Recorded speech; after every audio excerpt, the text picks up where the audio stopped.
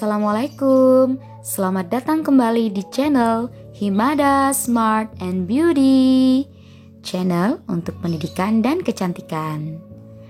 Pada video kali ini, kita akan belajar tentang surat lamaran pekerjaan.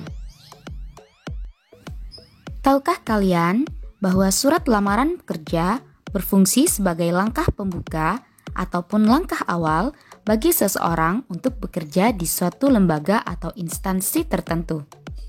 Apabila menarik, pihak terlamar tentu saja akan mengundang pelamar datang ke tempat kerja. Tertariknya suatu perusahaan terhadap lamaran itu ditandai oleh datangnya panggilan atau jawaban, baik itu yang disampaikan secara langsung, melalui telepon, ataupun melalui surat panggilan. Oleh karena itu, surat lamaran pekerjaan memiliki fungsi yang sangat penting. Jadi, apa itu surat lamaran pekerjaan?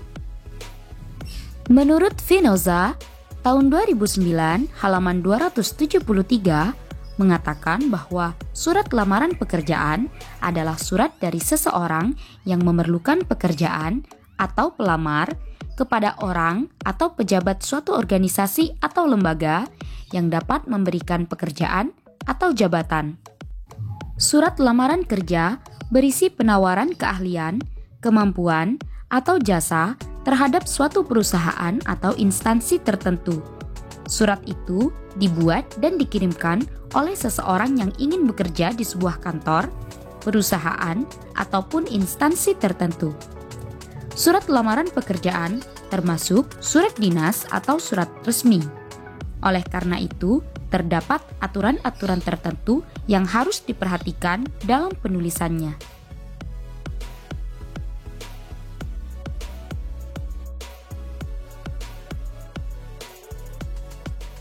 Seperti yang telah dipaparkan sebelumnya, bahwa surat lamaran pekerjaan termasuk surat dinas atau surat resmi. Oleh karena itu, terdapat aturan-aturan tertentu yang harus diperhatikan dalam penulisannya. Hal tersebut tercermin dari struktur surat lamaran pekerjaan. Berikut penjelasan tentang struktur surat lamaran pekerjaan.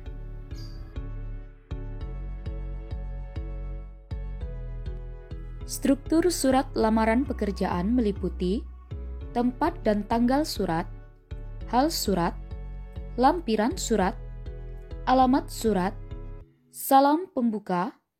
Isi surat meliputi alinea pembuka, alinea isi, alinea penutup, salam penutup, tanda tangan, dan nama jelas. Tempat dan tanggal surat merupakan keterangan yang menjelaskan lokasi dan waktu ditulisnya surat tersebut. Hal surat berarti soal atau perkara yang dibicarakan dalam surat tersebut. Lampiran merupakan penjelas atas jumlah dokumen yang disertakan dalam surat tersebut.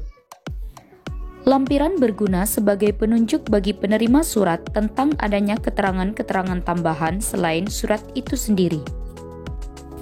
Dokumen atau keterangan-keterangan yang biasa disertakan dalam surat lamaran kerja adalah daftar riwayat hidup, foto, salinan kartu tanda penduduk, salinan transkrip nilai, salinan ijazah, surat keterangan sehat dari dokter, surat kelakuan baik dari kepolisian, surat tanda pencari kerja, dan surat referensi, misal surat dari rekan kerja atau mantan atasan pelamar.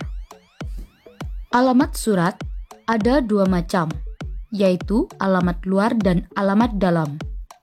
Alamat luar, yang dimaksud alamat luar adalah alamat yang ditulis pada sampul surat.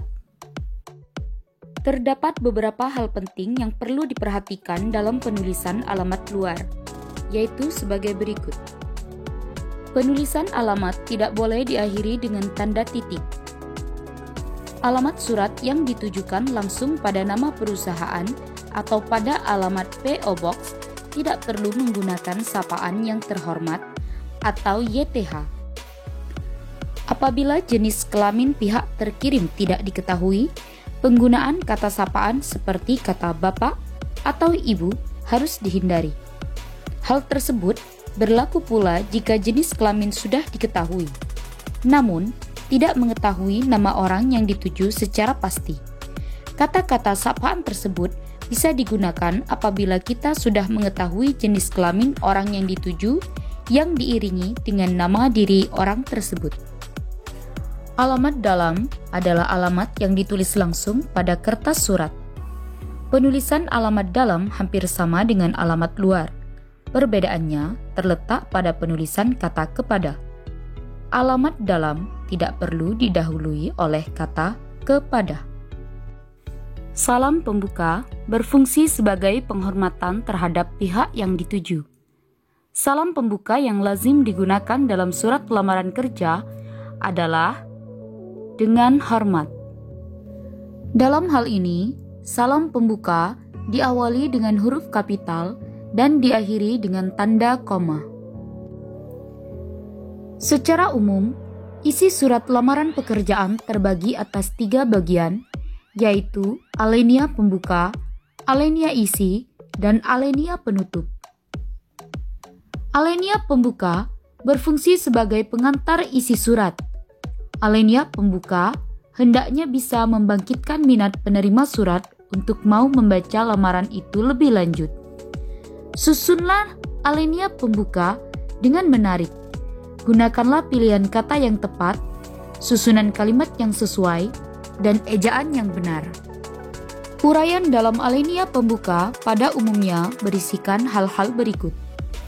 Pertama, alasan pengiriman surat. Misalnya karena ada informasi tentang lowongan kerja di suatu media. Kedua, penyampaian maksud untuk melamar pekerjaan.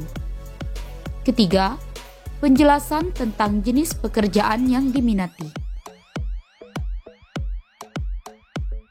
Berikutnya, alinea isi. Isi surat lamaran merupakan bagian inti surat. Isinya merupakan kelanjutan dari alinea pembuka. Hal yang disampaikan pada bagian tersebut antara lain menerangkan identitas pelamar dan penjelasan-penjelasan lain yang berkenaan dengan syarat-syarat lamaran. Yang termasuk ke dalam identitas pelamar meliputi nama, jenis kelamin, usia, alamat, dan pendidikan. Keterangan-keterangan lain untuk identitas pelamar dapat ditempatkan dalam daftar riwayat hidup sebagai lampiran. Dalam bagian alinea isi, hendaknya dikemukakan pula keterangan tentang syarat-syarat lamaran yang dilampirkan. Persyaratan itu misalnya daftar riwayat hidup, salinan ijazah, dan lain-lain yang fungsinya menguatkan kredibilitas diri pelamar. Isi surat lamaran harus ditulis dengan gaya yang menarik dan dapat meyakinkan penerima surat bahwa pelamar benar-benar mempunyai kecakapan, kemampuan, serta kesungguhan untuk bekerja dengan baik. Pelamar harus berusaha mendapatkan kepercayaan penerima surat lamaran. Isi surat lamaran harus singkat, padat, tidak bertele-tele, dan langsung pada persoalannya. Berikutnya adalah alinea penutup. Alinea penutup bisa berupa harapan atau ucapan terima kasih. Selanjutnya adalah salam penutup. Salam penutup yang lazim dalam surat lamaran pekerjaan adalah hormat saya dan dapat juga menggunakan wassalam. Tata cara penulisan salam penutup hampir sama dengan salam pembuka, yaitu diawali dengan huruf kapital dan diakhiri dengan tanda koma. Bagian akhir dari surat lamaran pekerjaan adalah tanda tangan dan nama jelas pengirim. Pengirim surat adalah pihak yang menulis atau menyampaikan surat. Dalam hal ini, penulis surat disebut sebagai pelamar. Sebuah surat harus selalu dibubuhi tanda tangan pengirim surat. Pembubuhan tanda tangan merupakan bukti pertanggungjawaban penulis surat atas surat yang dibuatnya tersebut. Selain itu, Tanda tangan berfungsi sebagai tanda keabsahan surat tersebut. Dalam penulisan nama pengirim, hindarilah penyingkatan-penyingkatan. Oleh karena itu, tuliskanlah nama diri pelamar secara jelas dan lengkap, termasuk gelar yang dimiliki. Pembahasan selanjutnya adalah kaidah kebahasaan surat lamaran pekerjaan. Bahasa memegang peranan yang sangat penting dalam menulis surat, tidak terkecuali pada lamaran pekerjaan. Tidak ada media lain yang mengantarkan pesan atau maksud surat selain bahasa. Oleh karena itu, bahasa perlu mendapat perhatian besar ketika seseorang menuliskannya.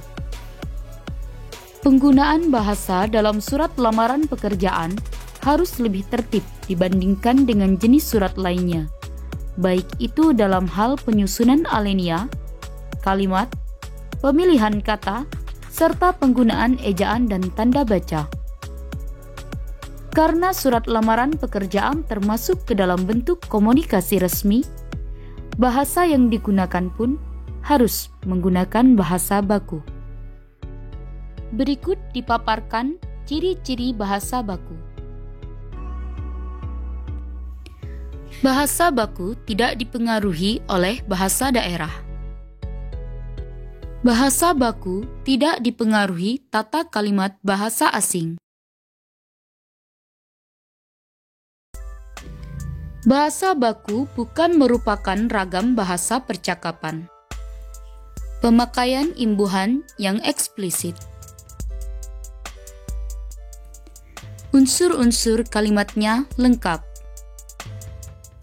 Pemakaian hubungan kata sesuai dengan konteks kalimat. Kalimat yang digunakan tidak rancu. Di samping harus memperhatikan kebakuan kata dan keefektifan kalimat, bahasa dalam surat lamaran pekerjaan memiliki kaidah-kaidah sebagai berikut. Menggunakan kata ganti tunggal saya. Menggunakan kata sapaan orang kedua sebagai bentuk penghormatan. Menggunakan kalimat bertujuan. Menggunakan ungkapan-ungkapan rasa ketertarikan terhadap pekerjaan yang dilamar.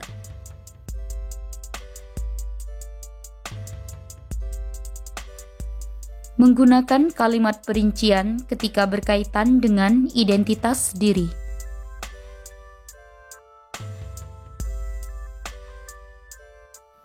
Menggunakan kalimat pengharapan dan ucapan terima kasih.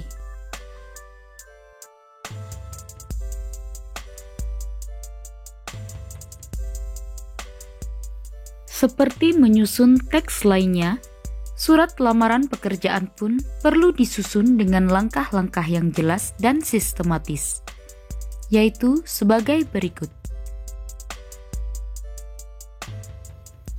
Menentukan tujuan penulisan surat. Sebelum menentukan tujuan penulisan surat, kita perlu menetapkan jenis pekerjaan serta nama perusahaan yang dituju dan alamatnya.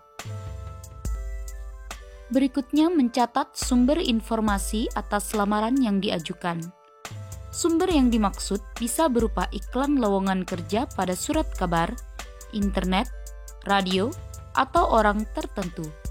Sumber tersebut biasanya dinyatakan pada alinea pertama isi surat.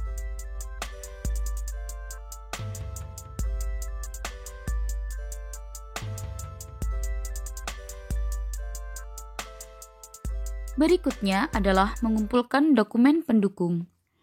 Mengumpulkan bahan ataupun dokumen-dokumen yang diperlukan sesuai dengan permintaan dari pemasang iklan ataupun berdasarkan kelaziman yang sering disertakan pada suatu lamaran pekerjaan. Dokumen tersebut biasanya berupa ijazah, fotokopi KTP, surat keterangan kelakuan baik, dan lain-lain. Selain disebutkan di dalam bagian isi, dokumen-dokumen tersebut dilampirkan pula pada surat tersebut. Langkah yang terakhir adalah menyusun kerangka surat dan mengembangkannya menjadi sebuah surat yang utuh. Kerangka surat merupakan ide-ide umum, konsep, pesan, atau informasi-informasi dasar yang akan disampaikan dalam surat. Keuntungan dari penyusunan kerangka surat adalah memudahkan penyusunan surat sehingga menjadi lebih cermat dan sistematis, memudahkan penempatan bagian surat yang penting dengan yang tidak penting, membantu pengumpulan data dan sumber-sumber yang diperlukan.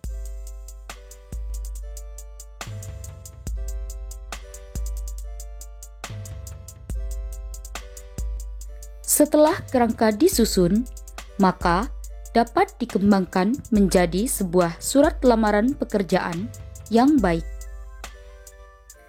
Perlu diingat kembali bahwa penulisan surat lamaran pekerjaan harus sistematis sesuai dengan sistematika penulisan surat lamaran pekerjaan dan harus memenuhi kaidah kebahasaan surat lamaran pekerjaan. Demikian penjelasan tentang surat lamaran pekerjaan. Semoga bermanfaat. Apabila ada pertanyaan, dapat disampaikan melalui kolom komentar. Assalamualaikum warahmatullahi wabarakatuh.